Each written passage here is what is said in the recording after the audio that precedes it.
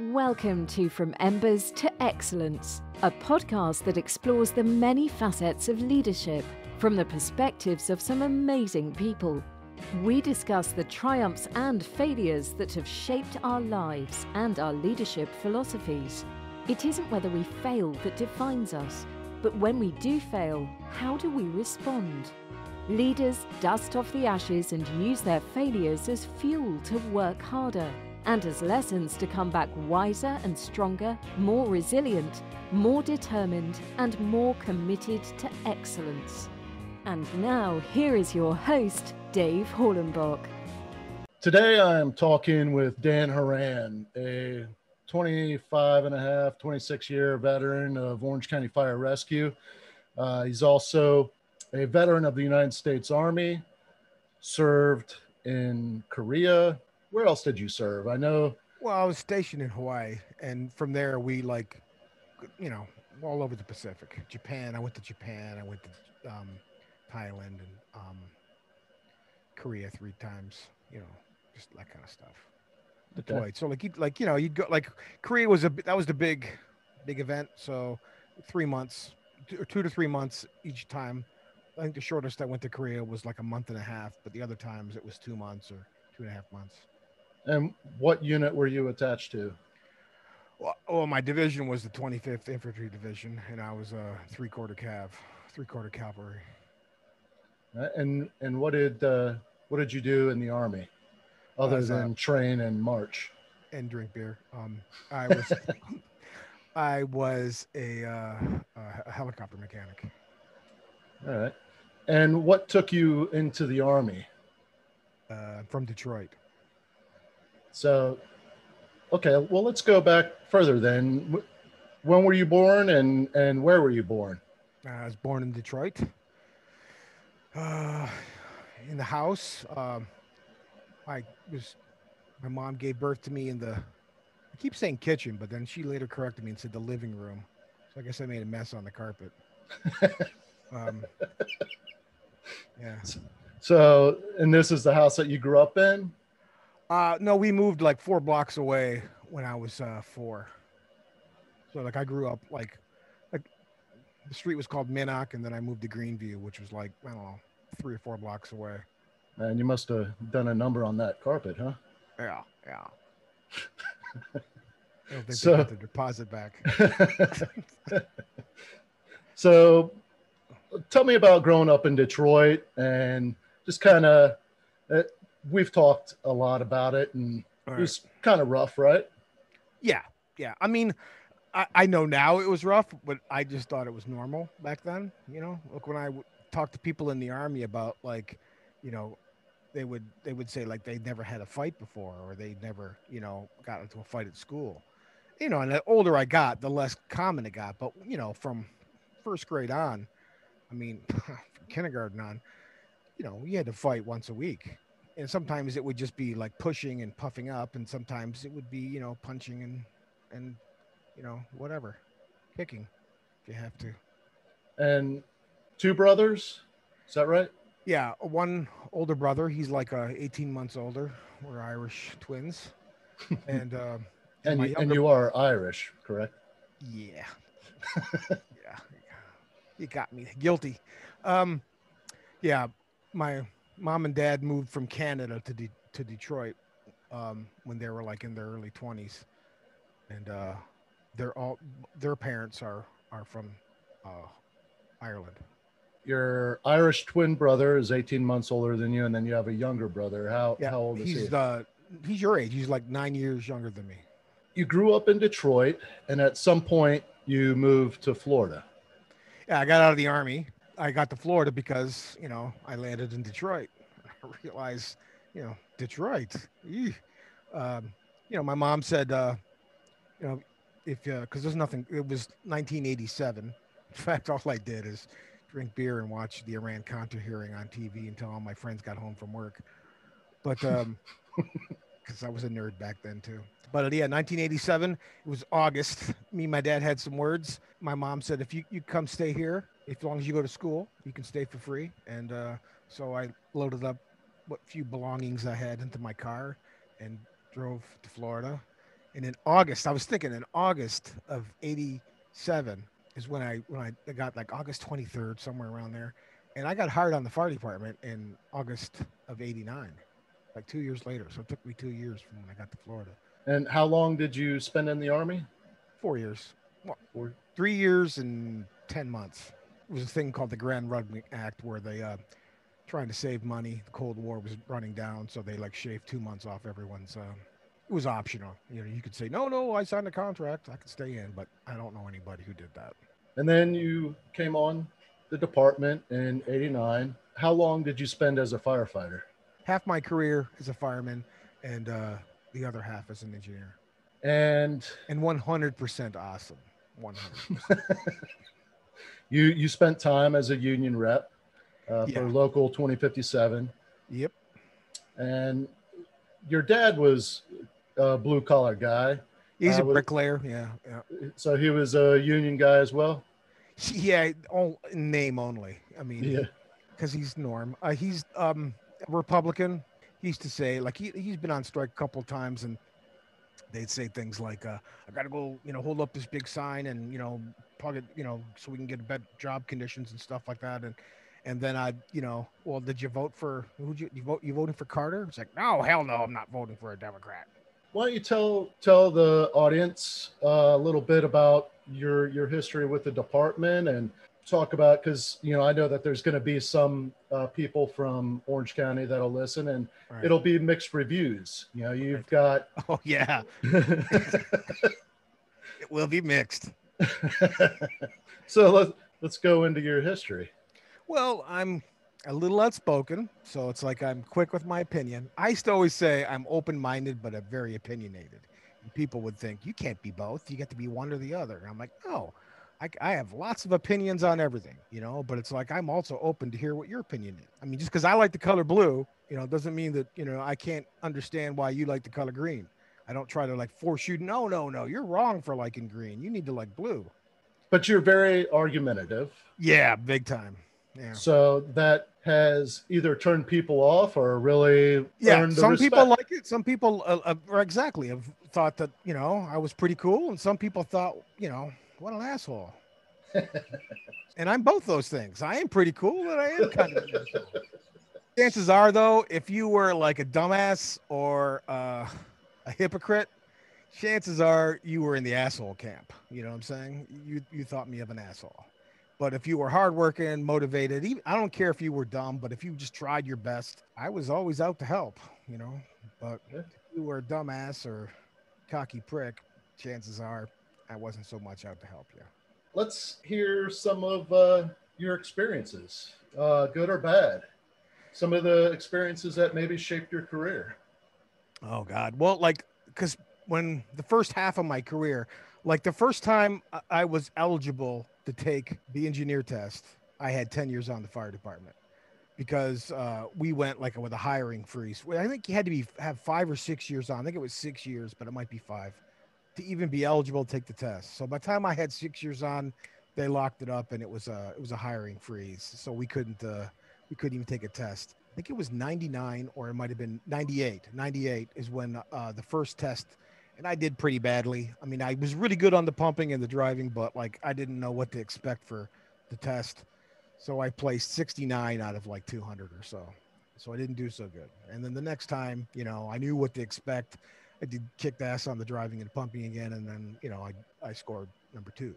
So that's how I got promoted. Well, my fire department career was mostly down south. I started off at Station 36. I spent 2 years there. And then transferred to because it was everyone was shuffling around people, and I got transferred to 52 because they did when I first went to 36, it was an engine and a truck, an engine and a rescue, and then it became an engine and a truck, and then they got rid of the truck. They're always moving them around for insurance purposes and whatnot, coverage.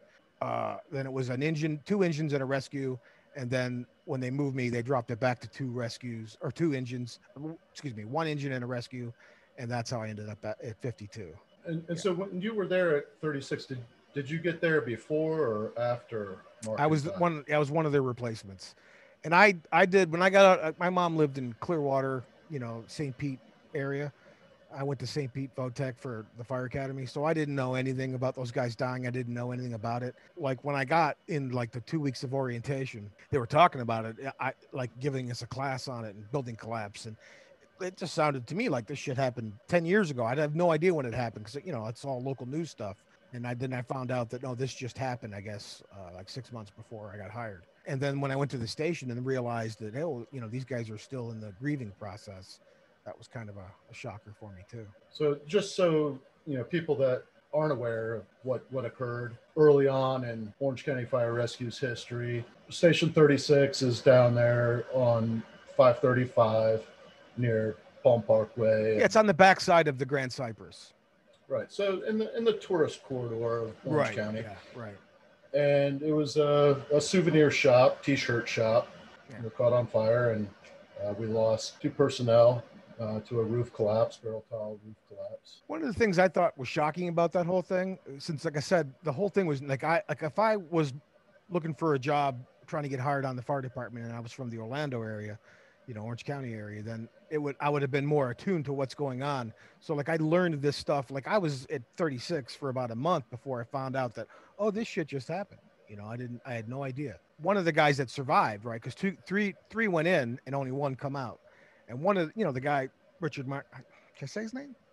Sure. I'm gonna talk. Marcotte. So Richard Marcotte was one of the survivors, and he got out because when the ceiling went down, like everything above their heads was all like extra T-shirts. They like were using the loft as a storage area. So when it collapsed, all these burning T-shirts and tons of burning T-shirts just fell on everybody.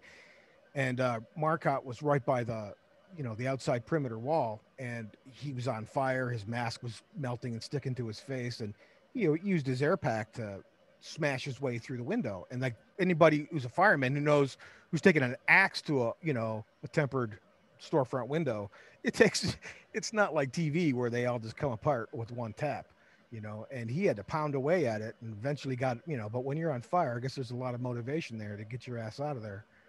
And right. That's what he did. And Dan Bonacci was the acting engineer. He hit him with the booster line and put him out. And obviously, I imagine, because like I've seen the videos, but it's been years since I've seen the videos, but I know it was just pandemonium. People just, because like 2 guys are in and, panic on the radio. But that was the catalyst for our fire department to like pull its head out of its ass, because that's where it was with our upper management. We weren't back then thinking fire department. In fact, I think I've never mentioned this to you. The process when I was going through my 2 weeks of orientation, they would tell us for what your jobs are. They preload you. Hey, here's your jobs. And it was left in, right out. So if you were on the left side of the unit, you were outside. And if you were on the right side of the unit, you were inside. And it's like right off the bat, they divide the teams. So if you're sitting in route like we did, throughout the 90s and later, when we shit canned that stupid idea, we would be sitting on the truck. We got like a couple of minutes. And the first thing we would do is, especially if you have 2-man engine, you'd be discussing what you're going to do. Hey, I'll take the axe. You do this. I'll back you up. We'll go in. And then the lieutenant might say, hey, everyone, I want you to think about this. And we would talk, right? But if you're doing all that and then right as you get on the scene, it's like, okay, see ya. And then you go someplace else and I'm going another place and you're going to hook up with, I don't know, some other people who were on the left side of the unit, right? So it just causes chaos. And we didn't get rid of that until I was well onto 52. After I had 2 years on, maybe 3 years, we got rid of that stupid idea. But anyways, that was what our fire department was like. You spent some time at 36 and then you went to 52. And as a firefighter there, you ended up taking the engineer's test. Yeah. And once you got promoted, where did you end up? Then I was on the air and light truck. It was the air and light truck and the tanker 80. They told me my job was to empty the dishwasher, not even to fill it, not to clean bathrooms or anything else. Sole job is once in the morning and once in the evening, you empty the dishwasher. And I think I ran 3 or 4 calls in the 4 months there. And I knew that because, I'm a doer and I couldn't do that shit and do nothing but empty the dishwasher. So I started putting in transfers and whatnot. And I got 71, which is a busy station. It wasn't 52 because I was used to the south side, because 52 is just like a couple of stations up from 36, still right off I-4. By SeaWorld, or between SeaWorld and Universal Studios, that's where 52 was. Kept putting my transfers in until I Took me maybe about 6 months at the most, I think, and I got back to 52 as an engineer there. August. It was August again in 2003. August is the month for me in the fire department. Everything seemed to happen in August. Even some of the career shaping stuff. Yeah, I mean, like you talking about when I got in trouble. Yes. I got one big trouble. I was in the first half of my career, we really didn't have any leadership. There was some good lieutenants like Gil Hudnall, John Garrett. I met some really good lieutenants. Bob Boone was phenomenal. I'm not going to say any bad names, but those were the exceptions. The majority of the lieutenants, they didn't train to become firemen. They were just like, if you were like into someone's hunting club or fishing club, and I'm not going to say other stuff, that, they would just say, hey man, I want you to become a fireman. A couple of months will make you lieutenant. And then that's what they did. And that's how we got, same thing with battalion chiefs. You want to be battalion chief? I don't want it. And it's like they would find some knucklehead that would want to be battalion chief, and boom, now he's a battalion chief, So we didn't have actual good quality people, with a few excellent exceptions. Like I said, I loved working with Gil, man. When he would float in. But so when 52, it was the three of us. It was a 3-man engine back then. And it was me, Sam, and Terry. And everyone else, our engineers would float in and float out. I'd float in and float out. Lieutenants, revolving door for lieutenants and engineers. But it was always the trio. And it taught me to become self-sustaining. It's like when we would go to a fire, because again, there was no backup, there was no 2 in, 2 out rule. The first 15 years of my career, it's like I would be on the hose line by myself in the middle of a house by myself, and I would have the fire out before the second engine got there, or I'd be backing the hell out because like, I'm about to get killed, let's get out of here. But like I remember I was in a kitchen fire coming in from the side building and fighting it. It's like, this looks bad. And all of a sudden, there was a big pop as the gas stove line blew, and a huge green flame just filled my view. And it was like, holy shit, I almost dropped the hose. I didn't, but I just backed it up, got the hell out, and I didn't go back in until we got more people on scene. By that time, there was a couple of engines and we had water supply. But no one, you just did it balls to the walls. And I can't believe we only killed the 2 people with that first half of my career, that we didn't see any other deaths that were from that type of behavior. So I got in trouble because, like I said, we were self-sustaining. Lieutenants would come and go, and there was a shift. There was always a shift war. Well, mostly till Mal Huggins left. He kept C shift pretty squared away. But when he left, they had some revolving lieutenants too, and they had some good people, and they had 1 or 2 that would just love to, start that rivalry between shifts. So our C shift was a little bit on the crybaby side, and we started problems, and I ended up, I'll just make a short story short. Some guy got in my face, and I pushed him, and he acted like a little baby, and, and then we both ended up, I was at maintenance, he was a supply for 3 or 4 months, and I almost got fired. I'm not like saying like, nah, I didn't have, and it woke me up. I can't be this big mouth guy that thinks he knows it all. I gotta play it cool. Was one more incident like that and I'd be toast. That changed my mindset quite a bit. That's what you're getting at? Yeah, I just remember the story being funnier. I know. It's like, I'm just not sure where to go. I don't know. I'm nervous. It's all right. It's all right. But let's talk about your leadership philosophy, because you want me to tell? I can tell the story if you want me to tell the story. Well, let's talk about your leadership philosophy first, and kind of how that developed, because you've got a lot of experiences in Detroit. You ended up joining the Army, right. And what possessed you to join the Army? Was there a family history? No. My dad, again, I go back to my dad. What a pussy he is. He joined the Air Force to get out of the draft, and then he didn't even do a full year before he wanted to get out on a medical. So my dad's a coward from the get-go. You can tell I don't really have a lot of respect for my father. He died just recently in April. My life worrying about him or always waiting for him to apologize to me never happened. So once he died, I just felt better about myself. I don't have to wait around for a phone call to say, oh, I'm sorry how I treated you. It's like, yeah, whatever. But people in the fire department would say, you don't like authority. And I'm like, I love the Army. What I don't like is bad authority. I don't like some doofus who doesn't know the job. He's a terrible firefighter, and he's just using his position to bully and dominate somebody. Yeah, I have a problem with that kind of authority. I have a problem with bad authority. And it's like I never had a problem. Like Brian Morrow. He's a hard ass, right? Good fireman, hard ass, right?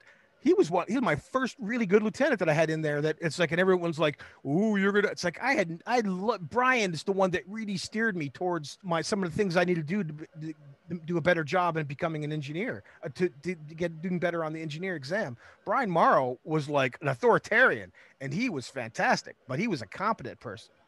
So it's like that's what I always point to is like, as far as you don't like authority, it's like that's bullshit.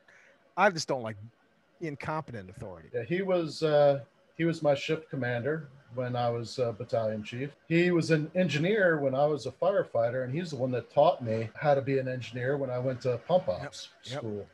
And yes, he didn't mince words. He was very direct. Yep. You know, he'd tell you how to do it, and if you did it that way, you were good.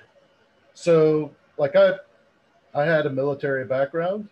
It was easy for me to do exactly what he said, because if you did exactly what he said, you would accomplish your goal. It wasn't hard for me. And that's what I like about the Army too, was that the Army was like, if you were a strong-minded person and you could get people to follow you, the Army would see that and they would do everything they can to like bolster that. And it's like, so you see like media, movies, and people who didn't have the balls to actually join the military and then try to pretend like they are, a lot of those in the fire department too.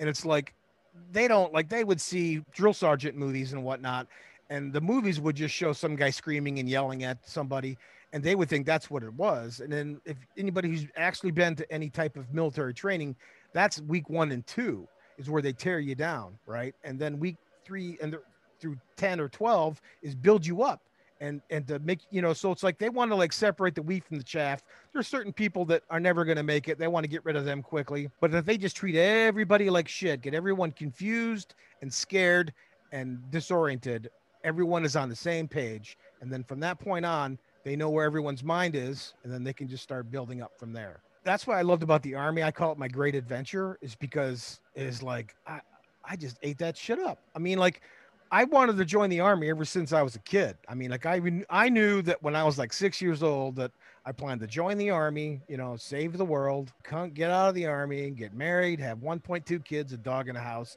and play euchre on Tuesday nights. That was my goal when I was 6. The Army was, like I said, they would not, if the people would say, well, you just do what you told, you follow your orders, you don't think. The Army is the opposite of that. The Army does not want dumbass automatons. The German Army did.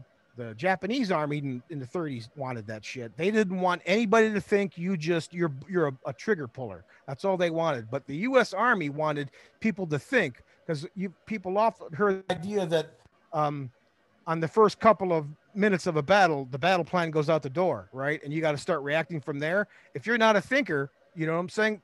You ain't doing shit then. You're just going to hunker down and do nothing. The Army wants you to go ahead and figure out a new battle plan. Come up with option A, B, C, and D. And work those out on your own. They don't want you to sit down and do nothing. And that goes into leader's intent. Yep. Basically giving the overall objective. Yeah, and exactly, here's a plan that will get us from point A to point B. But if you're not able to do that, we need you to figure it out. Right. You know what the objective is? The objective is to take the hill, right? And it's like, well, we're supposed to have a truck to carry the shit up. The truck was blown up. It's like, well, now you got to figure out how to get that shit to the top of the hill without the truck. It's like, you don't just go, well, I'll sit here and wait for the truck to show up. It's like, it's not coming. Get the shit off the truck, pick it up, form a chain, carry the stuff to the top of the hill, whatever it takes. But you don't just give up, and you have to think, because like it ain't as simple as just carry the shit to the top of the hill. There's a lot more steps in there. That's what leadership is that you got to get, I can't do it by myself. So I got to convince other people that, hey, that plan's gone. Now we need to start working on another plan. Someone's got a better idea. I'm all ears, but this is what I got. And like when I was riding up as lieutenant, it's like, I was all about it. Someone's got to, like, if I come up with, here's what I think should work. And if someone says, well, that's stupid, Dan, what about this? It's like, oh, I like that. Let's do your idea. And then I would support that idea. Lisa Mills, boy, Lisa Mills was the one that's like, when she was because she was stubborn and bullheaded just like me. And it's like, that's why I liked her so much. And it was like, and she was a hard ass. It's like we went on a call and there was this, it was like a car leaking fuel, right? In a parking lot of a Golden Corral. I think it was like a wimpy firefighter, male firefighter. I can't remember who it was, but it was some guy that I knew didn't like to get his hands dirty. And it was me and Lisa and someone else. And all I know is when I looked underneath and I'm like, oh, there it is. It's pouring out and it's coming out quite a bit. You know, it's like maybe an ounce a minute. You know, it's like it's coming out of there. It's like, and you can see there's a big puddle under there that's probably 6 feet diameter puddle. And it's like, okay, I start taking my dress shirt off to climb under there because I know I'm going to do it, right? And the next thing you know, I see Lisa Mills' feet sticking out of the other side. She's already got the putty in her hands and got the leak stopped. And it's like, before I could even get my shirt off, she got in there with her shirt on, you know what I'm saying? Their dress shirt, and got it all messed up because she was a badass. It's like, and that was like, I think the first day I worked with her when she transferred to our station. And like, man, she came, like, she had the same kind of reputation I did. It's like, oh, people talk shit about her. Lisa Mills was one of the best firefighters I've ever had. And I worked with quite a few good ones, quite a few bad ones, but quite a few good ones too. Lisa Mills, she ranks up there. Back to the leadership, with me, Sam, and Terry being the three that, like, lieutenant would come in, you go, this place sucks, and they'd leave. Engineer would come in, this place sucks, and they would leave. And 52 was like the dumping grounds too. You know, I'm sure that's how I got there. Like, you know, Jesus Christ, like me, Sam, and Terry were all like, we were the island of misfit toys. That's what I used to call us. That's what I said I wanted our patch to be, but everyone always wants some muscle animal with like jaws of life, you know. And I'm like, we should go with like the Charlie in the box and say 52, the island of misfit toys, because that's what, well, at least that's what we were in our shift, and the other shifts weren't much different. So if you had some lieutenant that had a crack problem, you know what I'm saying? You had some lieutenant that was, or engineer that also had a crack problem, and where would you put them? Let's send them to 52 with Sam, Terry, and Dan. Either maybe those guys will run those guys off, or Sam, Terry, and Dan will run them off. It was like, it's a win-win proposition. That's what I'm convinced that's what they did. I had to say that I don't know. I lost count of how many lieutenants and engineers we had come through there, but it was quite a few, and they didn't last more than like weeks where they would split until Brian Morrow showed up. Brian Morrow was the first like quality person, quality leader, professional firefighter, lieutenant. He was a lieutenant. Before that happened, though, it's like we had to work together. It's like we had lieutenants that didn't care, that didn't want to really be there. They just wanted the money, the paycheck, and they didn't want to do the job. You know, lots of times, like I said, it was either, you know, Sam would be in there fighting fire on his own. I might be pumping the engine, riding up, or vice versa. Sam would be pumping me, you know what I'm saying? And Terry would be around, you know, back then rescue was in, you know, there wasn't two out, they were inside. And, you know, I wanted to make sure that Sam and if I came in and I'm exhausted and it's like, I'm like, I'm tired. It's like someone else can go back in there. And they're like, well, Sam's in there. It's like, what do you mean he's in there by himself? It's like, fucking give me another bottle. I'll go back in, and I'm going to make sure Sam ain't going to get hurt, or Terry, you know. But that wasn't my mindset. And I'm pretty sure, I don't want to speak for him, but I'm pretty sure they'd have done the same thing for me. Yeah. In fact, they did the same thing for me. And that's kind of why that fight I had is because someone was making fun of Sam one time. And I should have been smarter, but that's what happened is I was defending Sam when that guy got in my face. Let's hear the story. Let's hear the detailed story. And so we've had ongoing problem with C shift because the engineer was probably bipolar, you know, and I'm not going to say his name, but he was a problem. But he was a smart guy, and he could have been a great firefighter, but he was more into causing problems. And even after he left the fire department, he had a website that was designed to tear the fire department a new asshole. And that's all it did. It was all about airing the dirty laundry and stuff. So it's like people would chime in his chat page and just be talking crap about the fire department, talking crap about the union, you name it, right? Always talking crap about us, and me specifically. It don't matter. I was on the engine. I think I was driving, or I was riding backwards, and Sam was giving pass on. You know, he was driving the rescue, and he mentions like the O2's getting low. It's still good. It's about, you know, it's about 1,400, whatever. You know, remember the cutoff. The rule of thumb was 1,000. I think the cutoff by the book was like 800 or something, but it was above both, right? It was even above the book, and it was above the standard routine of 1,000. If it's above 1,000, give it to the next guy, right? And or it might have been about fuel. You know, like, oh, the fuel, it's a bit low on fuel, and if they didn't have an absolutely full rescue, they were going to cry. Like if you gave it to them at 7/8, right? They were going to, it's got 2 tanks. Second one's full. The other one's at 7/8. Not good enough. They were going to cry. So this guy started to bitch and moan and complain. And I worked like a week prior. I worked a time trade or overtime on their shift, and they had a student there, and the student was like, geez, that guy's kind of a baby, isn't he? He was talking about the guy who pushed me. I'm not going to say his name. So I was telling the story, right? And Clay's on the other side of the dining room table, right? And I'm like on the other opposite side, but also 10 feet away from it in front of the TV. And I was saying, I was standing here, he was standing there, and I was telling the story and about what happened. And I was pointing, like Clay was over there. He's like, hey man, get your finger out of my face. I'm like, what the fuck are you talking about? You know, my finger, we're like 15, 20 feet away. And he's like, I put my finger out, and he got up out of his chair, and this is no shit, was funny. And he jammed his cheek into my finger and then grabbed my finger and bumped my chest. And I'm like, it was like the slow-mo, you know, like I was the Terminator in my head, like all the options. Fuck you, asshole. This cat, is there a dead cat? And all the different options. And I ended up like, well, I'll just push him, you know? So I pushed him, and cause he's such a pussy, he fell over and got up and yelled, I've been assaulted, and ran off. And then from that point on, you know, it was all downhill. And I believe SO, Sheriff's Office, came out, and, you know, it was like a whole assault thing. And then when I went to professional standards and everything, they even said in the professional standards, Clay claimed that the only reason that he bumped into his finger was he was going to get the lieutenant to say that Horan was improperly telling a story or something like that. And then like in the side note is the inspector said, this sounded very doubtful. But again, I also knew after I became a union rep afterwards, is because I thought I kind of got the raw deal with protection. And so I decided that I'm going to become a union rep, make sure no one else gets fucked over like I did. I mean, whatever. I'm not, I shouldn't have pushed Clay. But I did, because he's a pussy. And, you know, that's what pussies get. You know, you're going to act like a clown. You're going to have to wear makeup. So that's that. That's what happened. So like I said, he went to supply, and I went to maintenance. And then, like sometimes when I would be like, they would give me they gave me the supply guy or the guys at maintenance. Like I had to drive around and pick up parts, mufflers and manifolds and brakes and whatever for all the different engines, right? And I started, like, I got a map book, and I made all the grid coordinates and stuff. And I would write down, like, once I realized, okay, there's about 20 locations I'm going to, I'd put the map page and coordinates on the back of each card, and I stapled them together in a fan so that you could just pick it up and go, okay, I'm going to like Cummins, you know what I'm saying? It's like, oh, look, it's here's the map page and coordinates, right? So you could turn to the map page, and there's your coordinates. And then if you didn't know where it was, it would help the guy behind me who's going to get the next guy that got into a fist fight at the station. He'd be able to figure it out much easier than I did.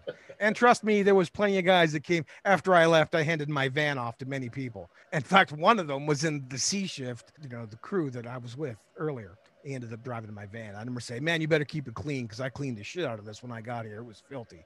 What was the guy's name that ran maintenance? Not the chief, the guy in the white, Doug something.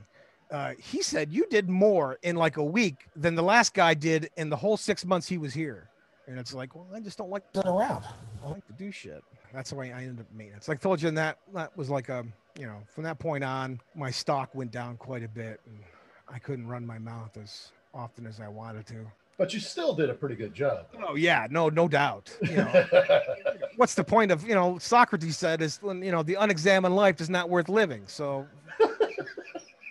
if I can't tell someone what a piece of shit they are, you know what I'm saying, when they're being a piece of shit, I don't want to fucking live. If some guy's walking around puffed up chest and arrogant for no goddamn reason, someone needs to inform him that he's an incompetent boob, lest he think that he's like, his shit don't stink. Something about me being opinionated, was that? How would you sum up, like if you were to explain your path to your leadership ideals and your leadership philosophy? You didn't just grow up in Detroit and turn out the way you are now. You've had some life. I don't know. I've thought about it. I don't think my experiences shaped me. I think I shaped my experiences. My teacher in kindergarten told my mom that I'm either going to be the president of the United States or in prison. Like, that's what she told my mom, Miss Sibley. So it's like, you know, and then from Catholic school on, I'd be like, wait a minute. So you're saying that this guy fed all these people with just fishes, a couple of loaves of bread and some fishes? Doesn't sound right. That makes sense. I go, how many people were on this ark?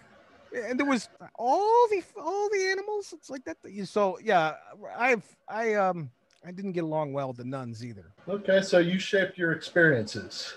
I pondered it. I thought, and I'm not sure. It's probably a little of both, but I don't think it's at 50 percent of either. I think it's the vast majority of.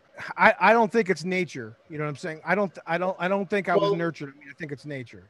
Okay, well, what experiences did you choose along your path to help develop yourself into who you are? Okay, here's an example. I was with a group of people that wanted me to fit into this group. I was supposed to get out of this car and beat the shit out of this guy to prove that I was, good enough to ride with this gang. And I'm like, okay, and I was in the back seat. We pull up on this guy, and he's fucking walking out of a hobby shop. And anybody who knows me knows I'm a goddamn nerd. Star Trek, models, whatever. I'm a nerd on multi-levels. But this guy had some balsa wood and some glue, and he was building some kind of plane or whatever. And I was supposed to jump out and kick his ass. And all I could think of is, hey, man, that shit's fragile. You better watch it. Those 4 foot inch, quarter inch thick pieces of balsa wood will get snapped in the wind, is what I was thinking to myself. What are you doing, Dan? You're supposed to be beating this guy up. And he looked at me, and I walked up to him and said, hey, man, what's up? And it's like he had a scared look on his face. Like he knew I was supposed to kick his ass. And I just fucking couldn't do it. And I'm like, I told him, I said, hey, man, you have a good day. I was supposed to beat you up, but I just ain't going to do it. And he walked away, and then I walked in the opposite direction and never went out with those guys again. And that was like, it was 8th grade. And I probably would have been killed if I hung with them anyways, because it's Detroit. So any experiences similar to that when you were in the Army? I had one fight in the Army. In basic, well, that's a whole different thing. That's an adventure, not a fight. In Hawaii, I probably had 2 years on the fire department, or 2 years in the Army by this time. And 2 years in the Army is like seasoned, and it's not like, because the average person does three years, I'm saying 4 for some. I had to do 4 years because of my MOS. My job was more in detailed, so they got to get the money out of you. The more complicated your job is, the longer your minimum term is, right? So it's like, infantry, 2 years, I'm saying the majority of people, it's 3 years. Mine was 4 years, right? And I was in the CAV, right? And the CAV is just like, normally you would go to a lift company. You would go to I would go to a Huey platoon or a Cobra platoon or whatever, right? And then there would be they would just basically work on the aircraft. And when they went to the field, they would stay at like Tent City and never dig a hole or anything. And all they would do is fix the aircraft that would support people going to the field, right? But the CAV is a different type of unit where it's like we have all those helicopters, but in addition to that, we also have infantry, like a frontline unit. So it's like, and organic is the name, is what the Army refers to it as. The average infantry company, if they need to be transported someplace, they have to call the motor pool or a helicopter company. Can you guys drive us here? Can you guys drop us off there, right? The CAV has its own. So the CAV infantry has designated aircraft that are part of the CAV that take them. So it's like if they want to go someplace, they go. Like, these are our helicopters. No one else uses them. Like these are assigned to me. And that's not the case with other people. So that's why it was organic. So normally I would have gone to, like, when I got my orders, they go, hey, where are you going? Like when I AIT. So when they got my orders, I said, yeah, I'm going to Hawaii, the 25th Infantry Division. They go, oh, that's a beautiful place. You're going to love Hawaii. It's like, everything is great. Well, as long as you don't go to that CAV unit, that place is the worst.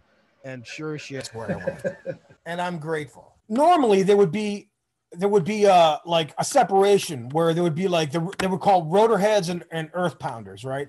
Because like normally you would have earth pounders all by themselves, and if they wanted to see someone who wasn't an infantryman, then they were called Cav Scouts, 19 Deltas.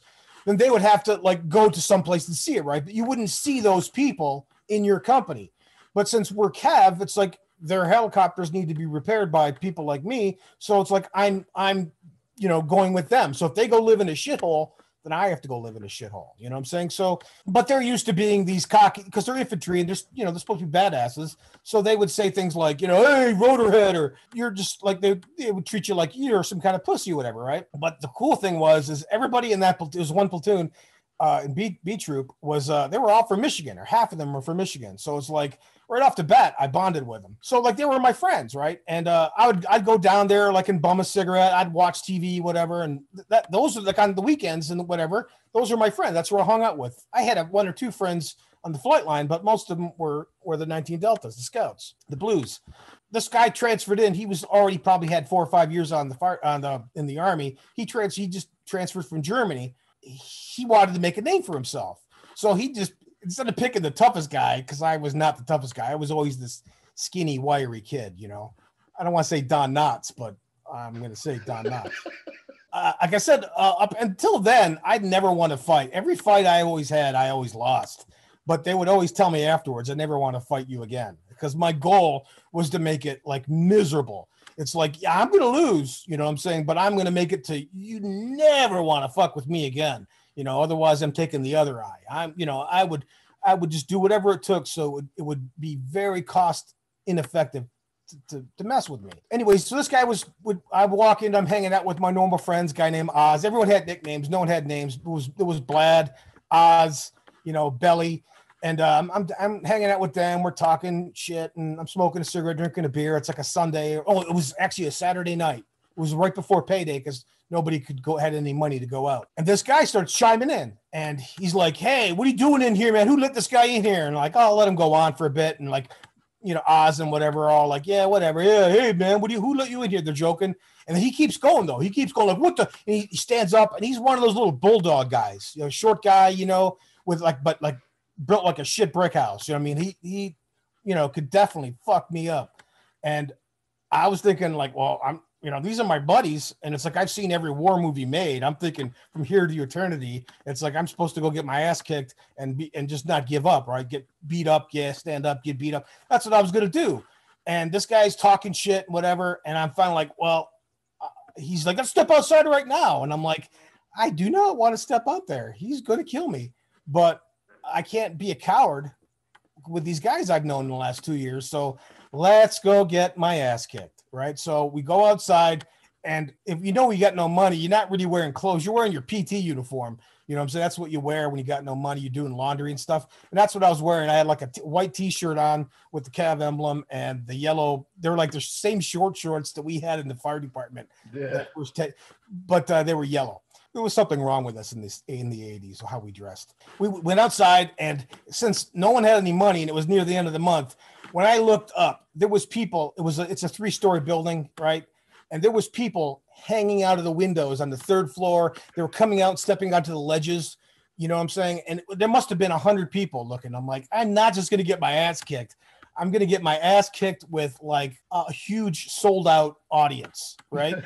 And then as I'm walking out, I see the MPs sitting right there, leaning up against the Jeep with their helmet on, you know, and they just look at me like, are you guys going to break this shit up? And they're like, let's see what happens. So I'm like, that's what I knew, that it's all in. I'm all in. And I remember I just stood there, and he's like, "Rah!" He's like one of those steroid kind of guys, but they didn't do steroids back then. And he comes charging at me, and I like try to punch him as hard as I could, like bang, bang. He hit his head straight into my chest, and I just punched him as hard as I could in the kidneys. And I remember my wrist kind of like buckling, like this.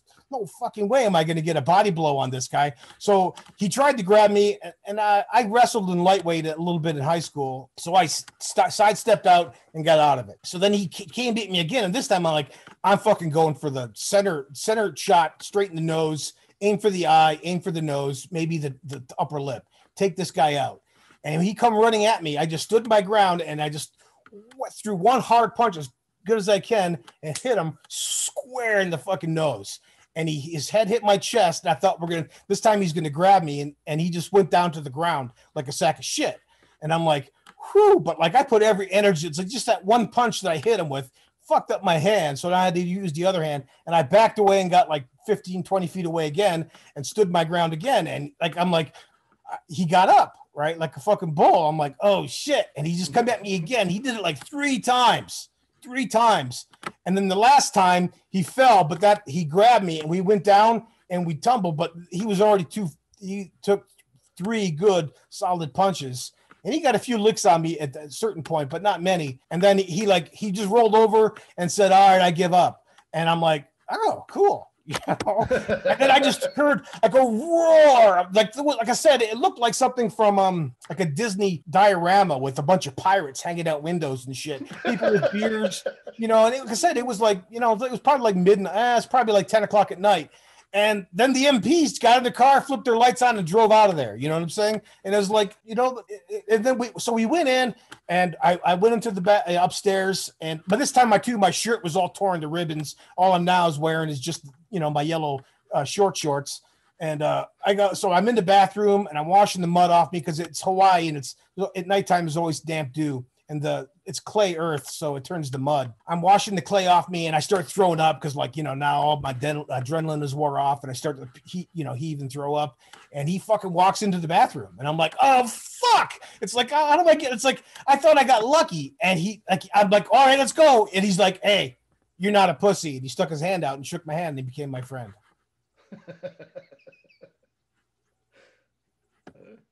That's a pretty good story. That's my story.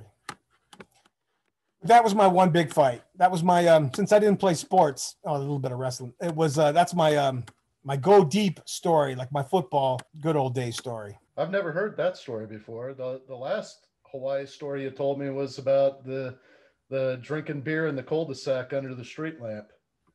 Yeah, that was a good one though. That's a good story.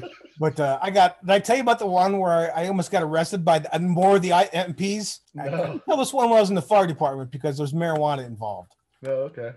Okay, so being in aviation, there's certain, like, if you were a cook in the Army and you got popped on a piss test, they're like, big deal, you know, go back to work, because nobody wants to be a cook and they would never kick anybody out, right? If you were infantry, the same thing. It's like, oh, okay, that's it. No more smoking pot. I told you before. But if you were an MP or a nurse or in aviation, you got kicked out first time, gone, right? Just toast. When I first got there, and it's Hawaii, so shit's growing on the side of the road. And I smoked a lot of pot in high school. So, like, they said you couldn't be addicted back then, but I was pretty much addicted.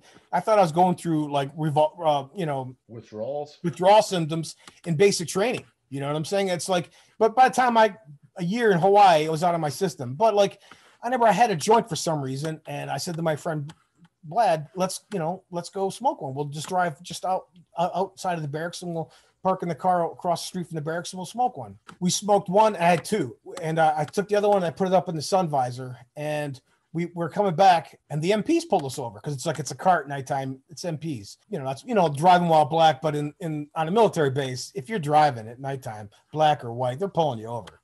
That's just what you do. Because chances are everyone's driving somebody's car. Is this car insured? You got insurance? I don't know, man. He just said I could borrow it for tonight. So it's like, that's what the Army's like, no one really owns anything. Everything's borrowed. Right. And so that's why they pull everybody over. He shined the flashlight in, he looked around, and then he shined the flashlight right on the joint sitting up there. Now you get busted in with actual possession, like you're going to go to like Army jail. And he goes, let me see your driver's license. I gave him my driver's license. And he goes, oh, you're from Detroit. It's like, and I'm like, yeah. It's like, how about them Tigers, man? They're about to win the pennant. And I'm like, and my friend Brad's like, he's like, oh my God, we're gonna get out of this. So I turn to him and I say, I hate sports. Brad still, when I talk to him, he tells the story. It's like, you stupid fucker. It's like, we're getting out of this. And what do? Is now the time to try to impress this guy that you don't watch sports? It's kind of what I'm doing. Like, can't you just say, yeah, how about them Tigers? And he goes, what? And he starts yelling at me. He says, let me tell you right now, they're one game away from winning the pennant, which they did. They won it. And of course, Detroit burned. Because when Detroit loses, they burn, and when they win, they burn. Detroit just likes to burn. He let me go. He took the joint, he broke it up on the side of the road, and he goes, where are you guys? I go, right there. We're in the cab. And he's like, he followed me back, and he didn't do shit. He didn't fill any paperwork, didn't give me a ticket or anything, and he just let me go.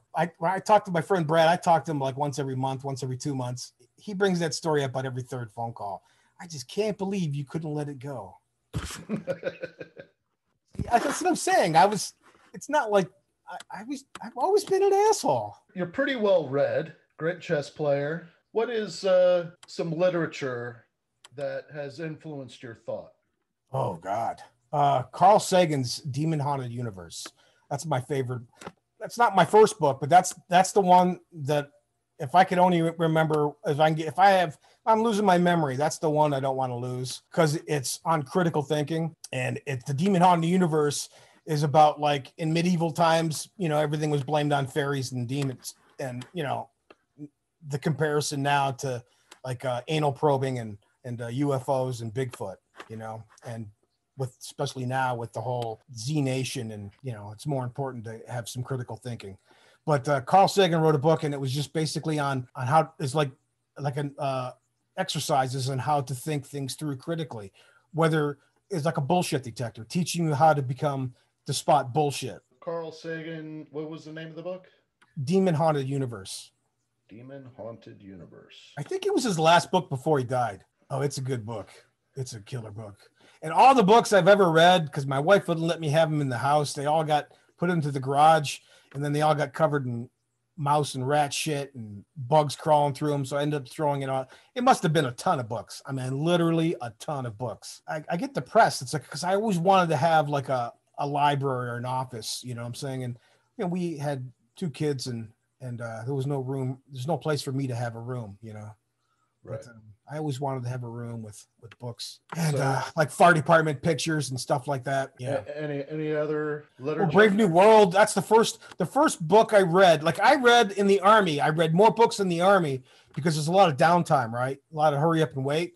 And It's like, I remember I read pretty much all the books that I bullshitted my way through in high school and got like C- and whatnot on tests. Well, I never read the book, like The Outsiders and books like that. Brave New World. Like I never reading The Outsiders. Well, not reading it. I never being assigned the book The Outsiders and taking the test stoned off my ass. I used to love getting high and taking tests and reading it. And it was like this, I used to say like getting the psychology of the questions so that you could read the questions and go, is the answer A, B, or it's like, oh, wow. If the answer is C, this would be a cool book. Someone should fucking read this book. So, you know, and I would like get like I don't want to say mediocre grade, but just, you know, a grade that didn't fail. And I never read the book, but I ended up reading all those books in the Army. Cause like, you know, when you go someplace in the Army, they always have a big box of books for free. And I'm like, oh, look, Brave New World. Oh, look, here's The Outsiders. I was supposed to read that in 10th grade, you know, and I'd read, but The Brave New World was the first book that I read that was like, that I read under my choice. Like I read it because I wanted to. And that was mind blowing too. Who wrote that? Huxley. Yeah, I know what you're talking about. The downtime when I was in the Navy, one of my buddies was all into reading philosophy, and so he passed on a couple of books, and then, you know, we geeked out talking about philosophy like we were brainiacs, you know, talking about Nietzsche and right, you know, the Superman and Jean-Paul Sartre and just like existentialist stuff. Right. Yeah. I mean, I read a little bit of Nietzsche. Some of it, when I first read about it, you know, it sounded cool because I'm, you know, I don't want to say atheist. I refrain from being, I'm more of a skeptic, you know. I don't want to commit to like there's no God, you know what I mean, because that's a belief. So it's like I'm more like I don't see any proof of God. If there is, you know, that's cool, and if there's not, I'm cool with that too. But Nietzsche, kind of an asshole, you know what I'm saying, also because like his opinion, he was forcing it like, no, you're stupid if you don't believe what I believe, you know. And that's what I kind of got from a little bit of Nietzsche was he was telling you this is my way or the highway with his thought process. Well, he went crazy with the syphilis. Yep, he got the syphilis. Yep. Yeah, and there's some things that I read that his later writings weren't really him; they were his sister that finished his writings. Right. When he was a lunatic. Right. I read a little bit of Socrates' Plato. That was kind of good. But then once I found out too that Socrates never wrote a book, right? It was Socrates' Plato. It was Plato wrote it. Plato was like his scribe. So Plato would have all these, you know, lessons and ideas, and he would dictate it to Plato and he'd write it. So it was Plato's book. But it was also had flawed philosophies. He would start off with, you know, like he would say, okay, what is good? You know, what's beautiful? And he'd add this, well, beautiful is this. And it's like, but what if someone doesn't think that? It's like, then your whole philosophy is based on incorrect formula. Right. Also, he's the one to come up with, you know, the 3 tiers of the gold people who were in charge, but they couldn't own property, but they were like destined to be leaders of the, then the people who were silver, they wore silver sashes, and they were like the technicians and the engineers and the artisans and whatnot. And then there were the farmers and the serfs and the common people, and they wore bronze.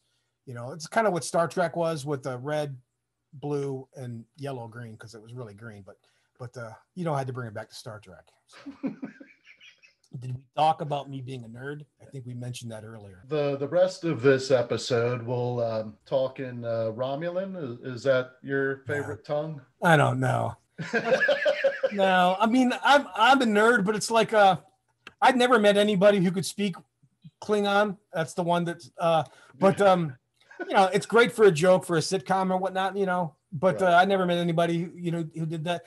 And I still can't. I hardly have a hard time with English. I'm always impressed with people who are bilingual. Like I said, my dad is a racist asshole, and it's like he would get like irate if someone was speaking Spanish, right? Like, God damn it! It's like, this is America, It's like, yeah, dumbass, why don't you learn some Spanish? You know what I'm saying? It's like, so it's. But he would come unglued, and it's like I always wanted to learn Spanish and French and English, because then I could go anywhere in the world. That's what they said. If you can speak English, Spanish, and French, you can go anywhere. Talk about your father being a racist asshole, and your son is biracial. Yeah. Now that's kind of a crazy dynamic there. No, it's not, because then anytime someone proves themselves who got brown skin, that's the exception. You know what I'm saying? Yeah, it's the exception. Okay. And then if you just keep finding all the exceptions, like, oh my God, there's just what's the likelihood of all these exceptional people? It's like it's like we should play the lottery. That was his mindset. That's his way out. I gotcha. So I knew where you're going with that, because he's I used to say my dad was Archie Bunker, but he's Archie Bunker season 1. You know what I'm saying? Because if you watched All in the Family, by the time I got to the end, they toned him down a bit, and they made them more funny and like, loving as a racist. But it's like, and they toned that racist shit down. But on season 1, he was straight up racist asshole, a selfish racist asshole. And that's my dad. So my dad is Archie Bunker on season 1. Have you talked to Gavin about all this stuff going on with the Black Lives Matter, and how does that talk go? Because you're pretty white. Yeah. I guess Kim says is I'm the whitest man she knows. Because I don't cast a shadow, man. That light passes right through me. I am pigmentally challenged. I don't tan. I just get burned, turn purple, it peels off, and then I'm back to being white again. You gotta wear sunscreen, SPF 50, if there's a full moon. Yeah, exactly. Exactly. That whole idea of the burqa sounds pretty appealing to me. Only chicks can wear it? That's bullshit. That's sexist. Yeah. The guy could be a waitress at Hooters. I could damn sure wear a burqa. Can you tell me did you have a talk with Gavin? Yeah, he basically said, I'm playing Fortnite, go away. So, you're laughing. That's what happened multiple times. Well, when he gets a little bit older. Right, 35 maybe. I told, man, we used to what I would do is when we would drive to my mom said she lives over in Clearwater, right? And, it's an hour and a half drive, 45. Well, when I drive, it's an hour and a half, but to normal people, it's a 2-hour drive. So, it's a captive. So we would talk about stuff, I'd say hey man, you could identify yourself as a white guy if you want. You could identify yourself as a black guy if you want. I said, you could identify yourself as a black guy and a white guy, or you could identify yourself as neither. I'm none of those things. I'm just Gavin. It's like, you can do whatever you want, don't be limited by what people say and do, and he's like, whatever, Dad, you're drifting off the road. He doesn't like talking about it. He's not a deep thinker. He's more like my brother, but he's smart. He's smarter than me, which I like. He will be a deep thinker. Because when I was 15, that's when my parents got divorced, and I made the mistake of going to live with my dad to, help him bear the load a bit. And like I said, it was a mistake because he's my dad, and he's Norman. And I pretty much from 15 on, I raised myself. You know, Gavin's going to be 15 in September. So it's like, that's like the big date. Like, that's when I like really became who I am, is at 15. Like I remember when we were driving from, because we're living in Florida, right? My dad came to pick me up. My mom moved to Florida a year before. Right. So I did 8th grade here in Florida because, you know, the laws were good for getting divorced. And then she divorced. And then I'm like, well, I'm going to go live with Dad to kind of hold the family together. So he came down to pick me up and I drove back to Detroit. I remember saying like, hey, do we have like soap? He's like, yeah, we got soap. I go, okay. All right. Do we have like forks and knives and stuff? He's like, no, but we can get some. That's where I was going. Good. And he would, you know, I had pretty much all the way up until I worked at the Shell station. That's my first real job at my senior year. I had like 2 pairs of jeans, you know, and I'd wash those jeans every day. You know, I used to get up at 6 o'clock in the morning, which was good. I was thinking about it. It's like, I had to get up in the Army at 6 o'clock. You know, that's when like, the basic training, it was 4 o'clock, but you know, when you were, you know, PT was at 6:30 and stuff. So you had to get up at 6 o'clock and, you know, brush your teeth and shave and then go down for PT formation. And as like, so that was, I guess that was what early with people, but it's like, I used to get up at 6 o'clock from 15 on so I could wash my clothes and, you know, go to school. And I had the same, cause like he bought me 2 pairs of jeans a year. And like, I don't know, the first pair would always get ruined. So I'd end up with 1 pair for the majority of the year. And I had like 4 or 5 shirts, you know, and my dad would be like, here's $5, you know, for the week. And then I would see him, you know, next week, you know, so that's kind of how it worked for me. But like, even in the fire department, you know, 6 o'clock, my alarm would go off at 6 o'clock and I'd jump in, take a shower, brush my teeth, and I could be at the station at 7. So it was good training, I guess, that I got up every day when I was 15 at 6. But I said, like, I would call myself a feral child. No one taught me shit about anything. I had to learn it all the hard way. I'm a slow learner. So your experience as far as leadership goes in the fire department, of course, throughout your life, you're going to witness examples of good leadership and bad leadership. Right. Mediocre leadership. Right. And it's the same in the fire service. But for you, being a no-nonsense, opinionated Irishman, right, how often would you say you confronted poor leadership in the fire department? Very often for the first half.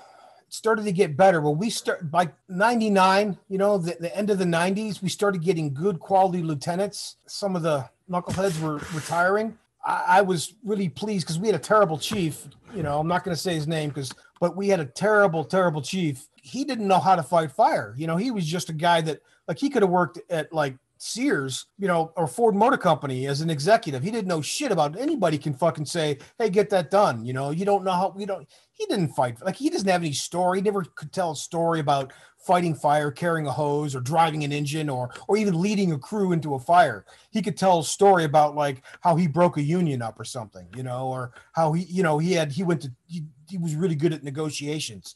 I mean, like he was one of those people that probably worked in the field for a year or two and then went to headquarters, you know, to kiss ass for the majority of his career. Then we got that chief, Otto Drozd. And I swear to God, I had a fucking man crush on that guy. He was the best chief. I don't want to say because we had terrible chiefs, but it's like if we had good chiefs, he still would have been the best chief.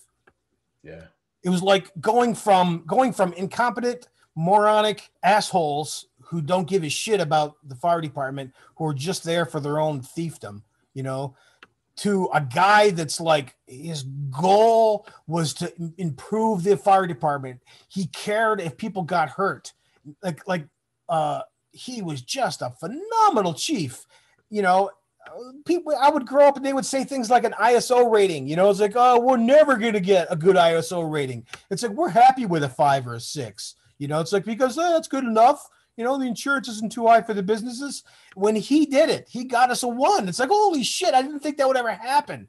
And it's like, and then, you know, I'm sure it's going to be pissed away, you know, soon. Don't want to say any more on that. But holy shit, he's just, so I experienced awful. We had a lot of mediocres that weren't bad. You know, Floyd didn't know him well. He was not a bad guy. I would only, you know, he left. He wasn't the chief anymore by the time I had 6-7 years on. And then we had they would actually put those 2 chiefs that they were, one guy, they came from county. They were just county administrators. They literally didn't have any EMS or any fire credentials. They were just county managers. They were so incompetent. I mean, like because they couldn't even deal with a camera in their face without like saying racial shit or stupid shit to get them in trouble, because they came over to visit Tangelo, which where our station was. And I remember that guy Wagner or Warner, whatever his name was. And he just stepped all over himself. Boom, he's fired. It's like they were just so quick on terminating these people. And then, it's back to the mediocre chiefs and stuff. Icona wasn't a terrible guy, but Plogger was a nightmare. He was awful, dishonorable. I mean, just not an honorable person. Then Drozd was just phenomenal. So yeah, that's my experience with good and bad leadership. And leaders, like I said, Gil Hudnall comes to mind. John Garrett was the lieutenant at 52, and evidently he was a chief before they consolidated, a battalion chief. And he had to take a demotion when they consolidated because they had too many already. I guess all the butt kissers took the real jobs, and the quality lieutenants and leaders or chiefs couldn't, they ended up going back to being lieutenants. But thank God, because he was one of those old guys in 1990 that like listened to new ideas. The chalk talks, he used to call them chalk talks, where he would it was like the simulators that we had before computers, because in 1990, no one had computers. And he would take the dry erase board and he would draw the map of like the days in, and he would give everybody a dry eraser, right? He'd hold it like it was a radio. And he would talk you through like, okay, Dan, you're engine 52, Lieutenant. Joe Bob, you're going to be engine 31, and you're going to be, it was like role playing the fire. And he would describe to you, he would take an hour to draw it all out. And then, like you say, after lunch, we're going to have some training, and would go in there and would spend an hour doing a simulated fire with the dry erase board. I mean, in 1990, that guy's a fucking head of his time. That's like they have simulators that suck at doing that job. And he did it with a fucking dry erase board, superbly. But anyways, that was a good leader. Like I said, we had a few, Gil Hudnall, John Garrett, and a few others, Bob Boone, I mentioned him too. He was a great lieutenant. Well, for somebody coming into the fire service, what is some advice that you would give, a 20-something-year-old probationary firefighter? Okay. All right. We're starting about new firefighters, because I don't know where to go on this. And I wasn't sure, when you get to a certain age, you start to turn into the old guy about yelling at people for being on your lawn or whatever. And you become that old guy, get off my lawn. This ball's mine now. And it's like, so I'm hesitant to say this, but it's like, but I think I'm not sure if it went away, and people would label it millennials, right? But then I also worked with a crew that was all millennials, and they were like superb, 72 crew. And and I met a few good ones that were like, they're millennials, and like, this guy's like a go-getter, right? Like, cause like when we went to the fire academy, is like, it only cost me $117. And that was with my insurance, right? And that was 1988. Even if you factor in the cost of living, it would still only be like $500 or something. It wouldn't, but it's probably $5,000 is what they probably charge now, right? Because it was like $3,000 or $4,000 when I retired. And it's like, if you're going to pay all that money, they'd get their ass sued if they don't just guarantee them a fucking certificate when they got out of there. I paid you $5,000, goddammit. Where's my fucking certificate? It's like, I'm going to sue you, go to court. And everybody would be constantly going to court. So it must have been pretty hard to get kicked out of the fire academy. But when I was in the fire academy, if you failed 2 tests, you're gone. You know what I'm saying? It's like, no question about it. It's like, you fail 2 tests, you're out. You know what I'm saying? You get mouthy. I think if you were late 3 times, you're fired. You're gone. And it's like, no excuses. Like, I don't care. I was in a car accident. I had to save this lady's life. Oh, 3rd time or 4th time, whatever it was, you're fired. You're gone. You don't get, and it was just that easy because it would only cost $100, $120. So it's like they could afford to do that. And then you had to bust your ass. Like, I was doing drywall, you know what I'm saying? And I had like fighting traffic to get there. I did mine. Mine's a 6-month thing where I did it on Mondays and Wednesdays and Saturdays. It was a pain in the ass, 6 months to do that on top of getting my EMT, to go with. And it was a lot of work. So I jumped through a lot of hoops. And I remember like being like 3/4 of the way through the fire academy, 11 o'clock at night, driving home, no one on the road now. So it was easy traffic. And that's where I learned all my emergency driving skills, was getting to the fire academy. I was really good at shoulder of the road, doing oncoming. Not quite. But, and I'm thinking like, what if I go through all this shit and I don't get hired? Like, I had no idea, and then once I got done, I just started putting applications out everywhere, and I was about ready to go back in the Army. I went and talked to the recruiter, took my test and stuff. I was going to go back in. Yeah, we can keep all your rank. You can go right back in. You've only been out less than 2 years. I'll sign off on that. We can keep all that shit. And it's like, I was like a week away from going when all the phone calls started happening at once. And I got hired. So like, but I was like starving. I was literally starving. I had no food, you know what I'm saying, to eat. And I was running out of money. I was running out of everything. And I was grateful to get the job. So I said, I don't want to say it's a millennial thing. It just sounds like it's too easy to blame a fucking broad brush, paint the whole generation of they're all lazy bastards. And that's bullshit. I just refuse to accept that. There was something there that like for a while we got so many shitty firemen that like I couldn't tell. Maybe it was the people we were picking, because Plogger was the one picking our new hires, and it's like we were just picking candy ass after candy ass after, you know, none of them wanted to go to the field. They all want to do the minimal amount of time. This one guy said, my goal is to get out of the field as quick as I can and get to headquarters where the real action's at. I met so many that were like that. And they just expected, like, you know, I got 6 months on. I expect you to treat me with the same respect you treat the battalion chief. Like, and that was the attitude. And I couldn't tell if it was a generational thing or if it was just the people we were hiring. Because I met some, and then by 2005, 2006, it was all the Iraqi war veterans were coming home. And we just got a shitload of good firemen that were like, they were ready to rock and roll. So the worst thing we ever, like after 9/11, everybody wanted to be a fireman. On Friends, they're all wearing New York Fire Department t-shirts and shit on the TV shows and Rescue Me. That was my nickname for the crappy firemen that we were getting, was the Rescue Me firemen. You know, they wanted to fucking, they wanted to walk through the fire and shit, telling about how they got laid last night. You know, you can't, motherfucker. We're looking for a dead kid. Let's go. You know, shut the fuck up. Do your job.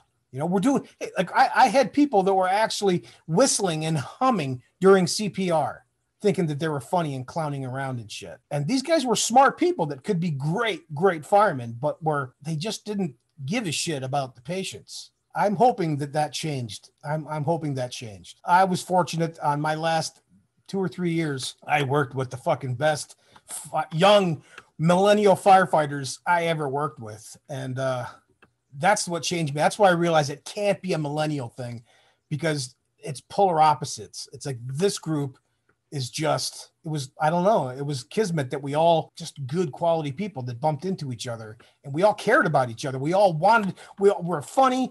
And there was one guy that was trying to piss everybody off. And I tell him, it's like, it doesn't matter what that guy's doing. It's like, we're out here. We're told to get out here and do this and do that. Let's just do it. We're having fun. Are we not having fun? You want to go inside where it's cooler with that guy and not have fun, but not work? I'd rather be out here, sweat our ass off and work, but have fun and laugh for 4 or 5 hours, you know, as opposed to go inside and be comfortable and be miserable and pissed. And that's kind of what we did. And it was awesome.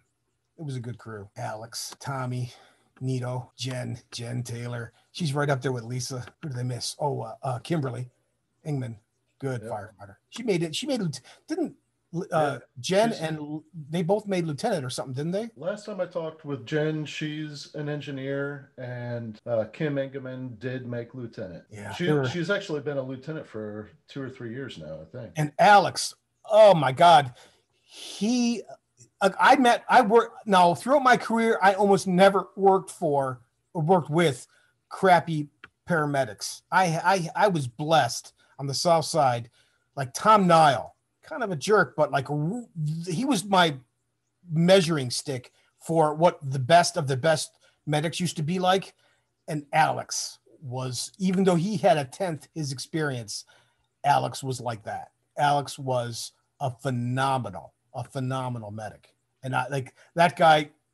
He probably ended up being a doctor because he just wanted to learn everything he could. Don't tell me I can't remember his last name. His dad was our Rawls? Yeah, that's it. God, I'm sorry, Alex. Forgot your last name. I'm an old shithead. I want to say he's an engineer on the squad. I know he's a squad. He definitely wanted to do manly things, but he also wanted to be a paramedic. Not that paramedic isn't manly. He wanted the squad stuff. Because he was young. I think he was 18, you know? And that's what I'm saying. He was as young, and he was not a privileged kid. He just wanted to learn, and he wanted to be the best firefighter, the best medic he could be. And he was. Yeah. Tommy, and I know I didn't mention him enough, Tommy and Nito, but it was a kick-ass team. Excellent chemistry. Talking about Tommy Wilson. Yeah. Yeah. I mean, we really did end up with a lot of really good, talented, intelligent firefighters and paramedics. And funny. I mean, funny as the day was long. I mean, I would literally feel like I just did like ab crunches because I was laughing so much. You know what I'm saying? And that's a lot for me because, you know, I'm not a guy that likes to exercise. But so I got it through laughing. You know, the podcast is titled From Members to Excellence, kind of alluding to crashing and burning and coming back from pretty dark times, I guess. Right. So like the time that I had with Clay when I almost got fired. Right. That'd be my crash. You came back, but there's kind of like a cloud that hangs over you initially. Would you agree? It is, but like I don't let clouds. I always try to do the right thing. Whatever I always think, above all, honor. Always have on. What's the honorable thing to do? You know what I'm saying? And it's like I always do what I think is the most honorable thing to do. And it's like if I tell myself, like, it's embarrassing, you know, I almost got fired, I got to go back to the. It's like I didn't give a shit. It's like I'm gonna fucking drive on again and do the. Like I said, that's where I became my engineer. You know, made number 2 on the list. I wanted to be the best fucking engineer I could be. So I don't let clouds dictate what my actions are going to be. People don't like me. Fuck off. Would you say that's me? Yeah, no, I'd say that's you to a T. Yeah, I mean, we've had some really good conversations. You know, I've made quite a few mistakes, and I did get fired. I've had to deal with those repercussions and try and, you know, just work really hard at bringing myself back and make sure that I'm better for having gone through those experiences. Yeah, because it's like if you don't learn from it, then you're just giving yourself hardship with no payoff. I mean, one of my favorite lines is you don't learn by doing it right. You know, you learn by doing it wrong first, you know? And if you don't learn from it, you're just doing it wrong and you're just a fucking dumbass, you know? So you gotta make mistakes. You know, you got to make mistakes. That's how you learn. Yeah, it's hard to not feel like you're the biggest dumbass in the world when you fall on your face like that. It's that rebuild where it takes a good amount of self-talk. Right. I was the new kid at a lot of schools. Like we talked about, like I was born in Detroit, right? But it's like I moved to Toronto. So I went from Detroit to Toronto, back to Detroit to Florida, back to Detroit again, and then the Army. I was the new kid a lot. And after a while, it didn't bother me. It's more like, all right, let's go find a kid that wants to kick my ass first, and let's get that over with. As far as lessons that you've learned that maybe somebody could take to heart. Fuck, man, I can't follow my own advice. I know. I that voice, it's like people say, oh, that voice in the back of my head. I hear that voice every fucking time I screw up. I just don't listen to it. And it's like I regret it every time. I have listened to it, and a few times I said, thank God. One of those rare times I listened to it, and it's like that would have cost me big time if I didn't do this or do that. And it's like, I don't know what to tell you. You got to make your own mistakes. You can't be afraid to make a mistake. You can't. You know what I'm saying? And what dictates me is always my goal in life. This is my overall goal in life, is to know everything about everything. I'm not going to meet that goal, but that's my goal. And I'm going to do that with honor. And it's like, if I'm fucking trying to learn everything I possibly can with honor, when I'm 96 years old, I'm going to like try to continue to learn, and I'm going to try to maintain honor. And that's just that. If I fail, I fail, but that's my goal. You got to go. You got to just do it. Now, one of the things, I think it was our last conversation, we kind of touched on it. I have some things that I put on my website. There's a lot more research now than when I first got hired about PTSD and, you know, the effects of years in the fire service or as a first responder. You told me that the one thing that I'm ashamed of is early in my career, and this is the time I listened to The Voice, Wayne Reddick, a good guy, right? He was having a baby, and we went on a call where a kid was killed in a violent car accident, and then the driver of the motorcycle was cut in half, and there was another, like a 13-year-old kid that was cut in half by the bike accident, and it was bodies in the roadway, and then like it was 2 or 3 cars in a convoy going to Universal Studios. So you know, when the other car caught up to find out they were all in shock. And I think an old guy had a heart attack when they found out that the baby was dead and whatever. But it was a really bad call. And it was before Kim was even pregnant with Gavin, but Wayne was he said it kind of shook him up. And I thought to myself, and thank God I never said this. And Wayne, if you're listening, it's like, I apologize for thinking it. I thought you were a pussy because you were freaking out over this shit, right? And then Gavin come along. And holy fuck, was I hypersensitive to it. And that's why I'm ashamed that I even thought those things, Wayne, because when Gavin came, it's like all those dead kids I ran on, or, you know, just that were, you know, they just didn't register with me long-term. Like I wanted to get them, and I felt good every time. Like we gave, like, you know, I ran on a bunch of pregnancies, you know, where 4 or 5 of them, I was like either catching or assisting with the catching. And I was super happy about like, oh, the kid survived. And like the one where the kid died, and later on that I thought the kid survived. And I used to tell the story, the kid survived. And then I talked to the mom like 5-6 years later, or the grandmother, and she said, no, the baby died like 2 weeks after that. Because it was premature. It was a crack baby, but it was premature. It just didn't bother me. Like it bothered me a little bit, but like it didn't, when Gavin was born, it crippled me. And I couldn't function almost for an hour or two. And if I even thought about it on the next shift, it would still cripple me. And I really had to use mental discipline to stay on track after Gavin was born. And then I slowly got, you know, when Gavin's 5, 6, and 7, you know, I got used to it again. And then I'd see a kid that had pajamas that were like Gavin's or whatever. And it's 4 o'clock in the morning and his dad's selling drugs, you know what I mean, out the front living room, and his mom's having a chest pains or whatever. And it's like this little cute kid with his racing car playing on the nasty, dirty floor at the drug house is like, that would bother me too. All that shit.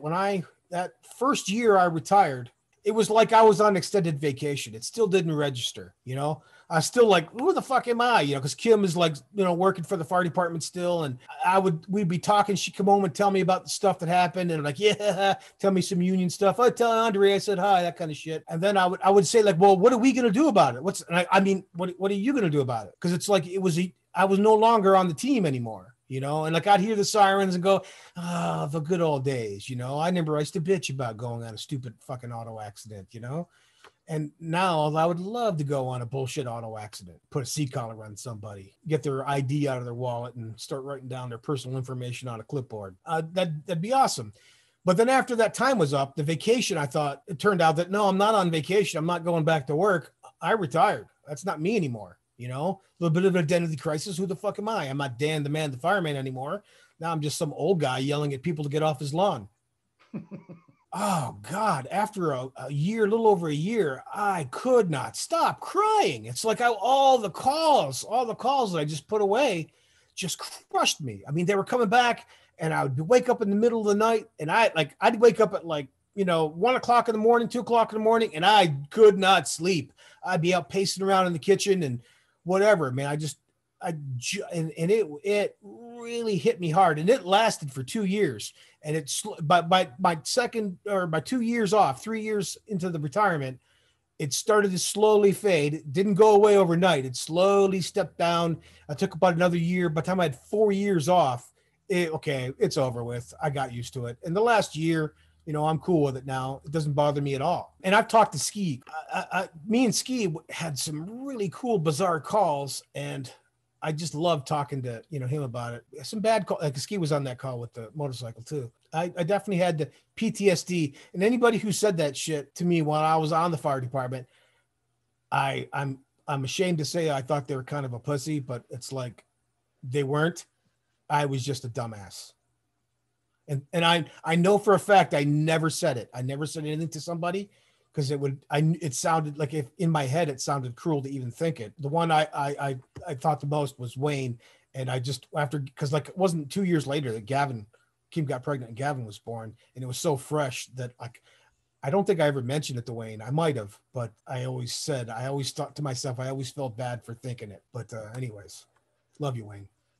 I would imagine that anybody that worked any amount of time in a busy department running those kind of calls would have some degree of post-traumatic stress. Oh, yeah. I wouldn't have said then, but now you got to. You got to.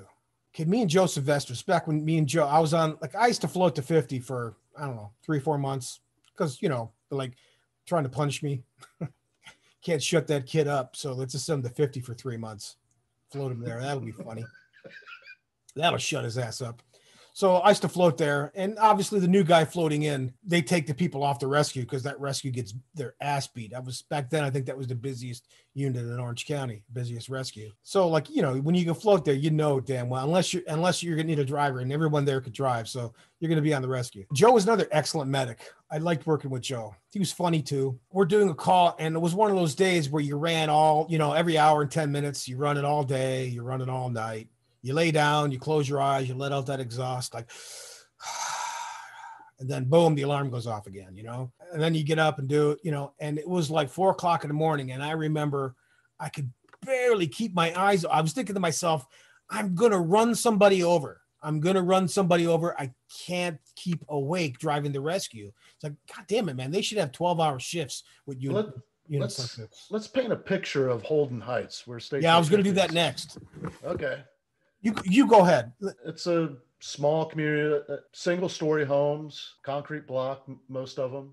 A lot of trailers mixed. It's like checkerboard, 1940 Florida-style homes, you know, and trailer parks. They'd be like, they just squeeze in a trailer park in a vacant lot, put in like 15 or 20 trailers, and then there'd be some. So it was a very low-income housing, and it wasn't black.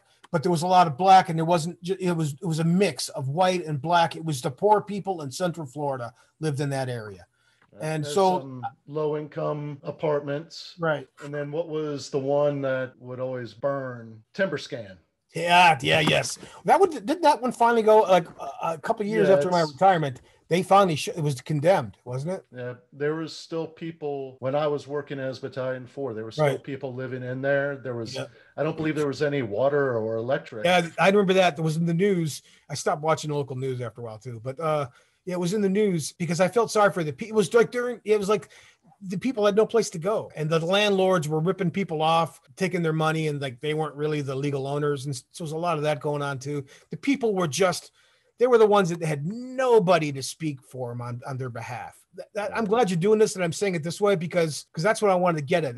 But for the call type we went on, when you're burned out, right, and you're running this for say 2 or 3 years every single shift, or you're running 20 calls a shift in a 24-hour period, right, and it's you just get burned out and dead tired. You're walking like a zombie, and your humanity wanes. You start to don't see them as people anymore. You see them as things in your way, you know? And that's what happened to me at this one. I had like 6 years on. So it's not like I was super veteran. I was only at that station for 3 or 4 months, but it was 4 o'clock in the morning and it was a rape call, sexual assault. And it was one of the ones where the cops are there first, right? So there's like 15, SO squad cars there with their lights flashing. And it's in the poor neighborhood where they don't have street lights. So the flashing red and blue lights are what was lighting up the area, right? A couple of the houses are abandoned. They're wood frame houses that are up on blocks and they're abandoned. So most of the lights don't have any light. There's no porch lights on anybody, abandoned or otherwise. So it's dark other than the illumination of the 20 cop cars lighting up the area with their strobes. So the SO is leading us on scene. So that means the SO has been on scene for a while. Normally you go on this, it's a body and you're going to fucking throw on the monitor, run a strip and go, yeah, they're dead. This case, they're bringing us back. And it reminded me of the scene from Apocalypse Now, where it's like when they come up to the bridge and there's like Christmas lights strung all over the place and there's artillery rounds landing and it's kind of surreal. And you hear like music playing in the background, some guy in a guitar riff, and there's some sniper out there yelling, fuck you, GI, fuck you, and the guy's like, get the roach and, hey man, do you know who's in charge? And it's like, yeah, I do, and it was like I said, a surreal moment. And they led us back. No one seemed the cops were dragging their ass. We were dragging our ass. Probably 3 o'clock in the morning.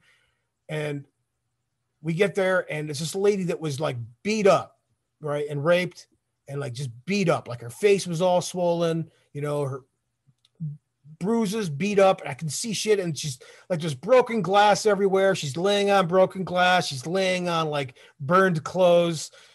probably shit, because it's a crack house. So there's probably shit everywhere. I'm sure I'm stepping in it. I know for a fact I wasn't watching where I was stepping anymore. I didn't care if I stepped in shit or not. It was that kind of a place.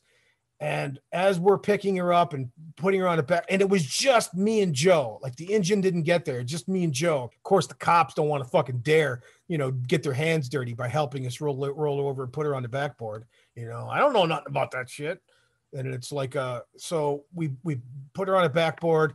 Back then too, we weren't transporting. So Rural Metro got on the scene. We put her on the stretcher and sent her off. Right. And then we get back to the rescue. I remember saying to Joe, it's like, I just felt awful that she didn't get my full concern. Like I did everything right. And I got her all packaged up, but I didn't have any empathy for her. And that point on, I never let myself get into that trance again. That's what I was telling. I never told that story to the guy that was humming on doing the CPR and whistling, but that's what I should have taken the time to tell that story to him. Yeah. Because he's better than that. And I wanted him to know that, so I've been where he was, and I wasn't like being holier than thou. Just didn't want him to make my mistakes. Everyone's got a call that haunts them. That's one of mine. I got more than that, but that's one of the calls that haunt me. And that's one of the calls that I could have done better. I could have been a better human being. Outcome would have been the same. She was out of it. Could be a head injury. Could have been she was on drugs, but I'm just saying. That's what happens. If this would have been 95, 94, 96 at the most. We didn't have much support from management back then. But thank God like I said, I worked with Joe. Charlie Kreider, huge crybaby, excellent medic. If you had a fucking broken ankle, he's the last guy you want touching him. But if you had an arrow sticking out of your eye, that's what you want. You want Charlie Kreider fucking there. Charlie Kreider, if you were seriously in life and death and you were going to die, Charlie Kreider would save your life. If you haven't pooped in 4 days and you called 911, Charlie Kreider is going to cop an attitude. He was a good medic. Tom Nile, great medic. Terry Hawkins was like, he put himself through medical school, great medic. Oh, and then also that one guy that was at 53, he was a PM only, and people hated the paramedic onlys. And he was like the first one that was like, this guy, he was Air Force. That guy was, I can't remember his name, but he was a fucking super trooper too. Another great medic. Scott Woods, another great medic. He flew to the 52 a lot, plus I flew to the 54 a lot. Scott Woods, a lot of good calls, good friend of Skis. I was just lucky to work with a lot of good medics. And a few times that I worked with shitty medics, it was just so far and few between, it didn't matter. And how would you classify a shitty medic? Didn't give a shit, rescue me, wanted to do it for the money, didn't like running the calls. I just want the extra $1.50 or whatever it ended up getting to, $2 an hour. And it's like, can an EMT do this? It's like, aren't you getting paid to do this? It's like, you just shouldn't be doing the job. It's like, give up your medic. If you don't want to do it, give up your medic. It's like, no, that's $5,000 a year or whatever it would be. Or are they doing it for prestige only? Not because they gave a shit, not because they gave a shit. They didn't. And there wasn't many of them, few EMTs like that, but the medics were more, because like if you were a crappy EMT, it didn't matter. It was always Orange County had like overwhelmingly, we had I used to grade when I would say like, I go, oh, we're working with Rural Metro, right? Or Health Central, right? What they ended up being called eventually. Health Central. I go, oh no, their medics are as good as ours. They're good medics, because like they had quality people. Our EMTs were excellent. Like, especially the east side, since that's where we should have transport. It's like everybody on the east side, all the EMTs over there were just jam up. And it's like an eventual when we all became transport.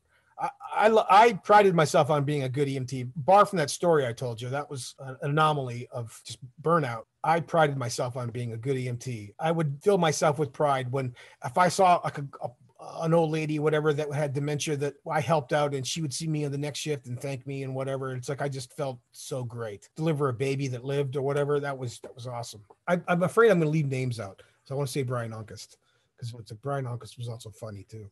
But he's another good medic. See, like I always thought that I would be an excellent medic in the AM, or like at 2:00 in the afternoon, I would be all over it.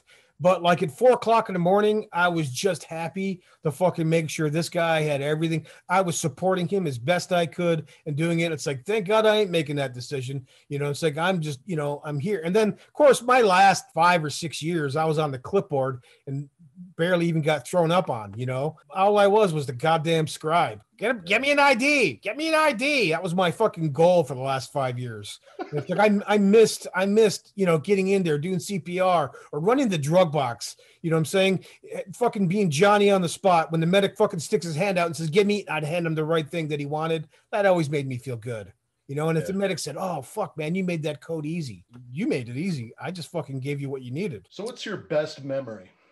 Your best memory in the fire service? Oh, in the fire service. Oh, okay, I was going to say that one chick in Korea that was pretty damn cool.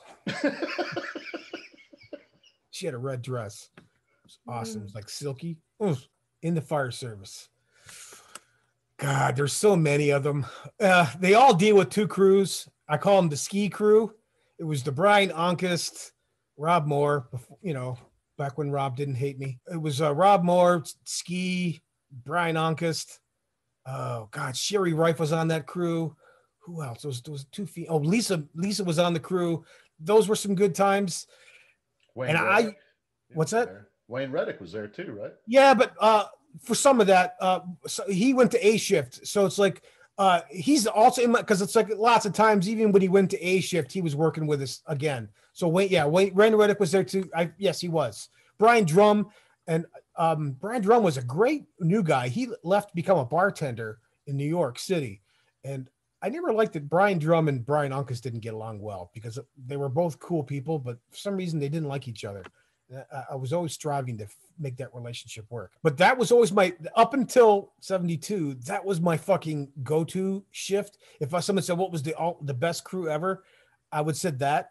And I don't want to take away from that, Ski and Brian, but fucking A, man. Jen Taylor and Tommy and Nito and Alex. That was the best crew. That was the best crew. And then you had that, you know, and also like Jesus Christ, because JoJo was the chief, right? And I got hired with JoJo, and he was also a union rep. So it's like, it was a battalion chief instead of like, Horan, get your ass in here kind of a thing, you know, it's like, oh Christ, I'm in trouble with the fire chief. It'd be like, hey man, come on in here and drink coffee with me. You got to hear this bullshit. You know what I mean? And he would just talk to me like a union member. And it was like, so he's my favorite battalion chief. Because he's JoJo. So yeah, so like that was just a good time for me, you know. It was a busy station. Occasionally we would sleep all night. But you know, we got the call at 10, we got the call at 1, and we got the call at 4. That was the normal. And we also got nights where it's like we got the call every hour on the hour, but like the majority of times you got up 2 times after midnight and once before. So it wasn't a terrible station. It definitely kept you on tones. And it was also the beginning of the heroin thing. I remember that's like, holy shit. Like I ran before 72, I ran maybe 20 heroin calls. Now I ran a shitload. I couldn't count the cocaine, crack calls I ran, but my whole career before, you know, 2010 or 12 or something around there, I ran maybe 10 heroin calls. And then I ran 10 heroin calls in 2 months. And I was there, a year and a half, 2 years. And it's like, I lost count of how many heroin overdoses I ran on. They were constant. It was like every other shift would be a heroin overdose. You know, I got hired in 99, and from like 99 to even like the early 2000s, down there, South OBT, South Orange Avenue, from Taft up to Pine Castle area, there was a lot of heroin. You know, you'd go to the bathroom at the 7-Eleven because somebody had a needle in their arm and they were unresponsive. We had that lieutenant, that big heavyset lieutenant. I'm not going to say his name because, you know, it wouldn't be right. Hopefully he got his shit together. And he had a problem with crack. He came to the station. This is what he said. This is what he said. He came to the station the shift before he was supposed to report there. And he's like, you guys may have heard rumors. So that's why I'm not talking shit, because this is what he told us. He said, you guys may have heard rumors that, you know, I was a crack addict. And it's like, well, it's true. And then he would go on to say that I'm bipolar and I self-medicated with crack cocaine. So they moved me out of fire loss and decided that I should be out on engine with you, Terry, and Sam. Holy shit. We ran him off eventually because he was an incompetent boob also. He was smart, but, you know, the bipolar shit and whatever meds he was taking. I played him in chess. He said, I heard you were smart. Like that's what people used to come to me like, I heard you were a troublemaker, but I heard you were smart. And right. And like they would like, I'll take them down. And like I'd put another notch on my belt, fucking carve another bugle up on the fucking dry erase board. You know, they would come and they would like, I'll get her. You watch it. I'll get this guy gone. And they would come fucking gunning for me. And anyway, so he wanted to play me chess. It's like first he was going to try to dominate me in chess. So we played in chess and we played for about an hour, right? And like during lunch. And halfway through, he took the game and he just smashed the game across the, you know, the pieces went flying everywhere. This is fucked up. I can't concentrate. It's like, well, I'm concentrating, you know, it's like the goddamn radio. It's like, you know, that's what I meant by the bipolar thing. But it's like, I go, so you're conceding the game to me, or do we have to set it up again? And is there anything of value that we haven't touched on that you'd like to leave the audience with? Do the right thing, man. The evil can only be done when good men do nothing. That's one of my favorite quotes. And any life, unexamined life isn't worth living. You got to constantly, every night when you go to bed and you're staring up at the ceiling, you have to ask, did I behave honorably today? Did I do the right shit today? Even if you did nothing, if you just cut the fucking grass, did you cut the grass with honor? That's it for me. That's all I got. Awesome, man. Well, thank you again for coming on. And this was a really fun conversation. I think there's enough content in this conversation that one, people will have fun with it, enjoy listening, and they'll walk away with something to think about how to be a better person, I think. I hope. Thank you for listening to this episode of From Embers to Excellence. Please visit hallenbachleadership.com for additional content. Dave's goal is to add value to as many people as possible. So if he can be of any assistance to you or someone you know, please connect with him via email or on one of his social media accounts, linked on the homepage of his website. Remember, our failures don't define us unless we let them. And the only true measure of a leader is the success of their team.